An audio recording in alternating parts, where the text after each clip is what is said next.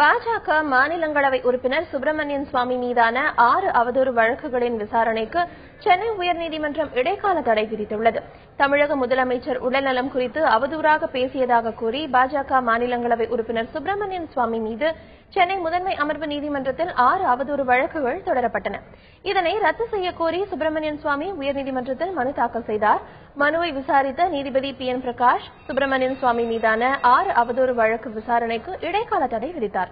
இந்த விவகாரம் தொடர்பாக முதலமைச்சர் மற்றும் அரசு வழக்கறிஞர்கள் 4 வாரத்திற்குள் பதிலளிக்க வேண்டும் என நீதிபதி உத்தரவிட்டுள்ளார். பப்ளிக் ப்ராசிக்யூட்டர் மூலமா அரசாங்கத்தோட செலவுல பண்ணியிருக்க கூடாது. அதை எதிர்த்து நான் இன்னைக்கு ஹைகோர்ட்ல வந்தேன். 6 பெட்டிஷன் மனு போட்டிருந்த பப்ளிக் ப்ராசிக்யூட்டர் போட்டிருந்த நான் இதுக்கு சவால் கொடுத்தேன், ஒரு சேலஞ்ச் கொடுத்தேன்.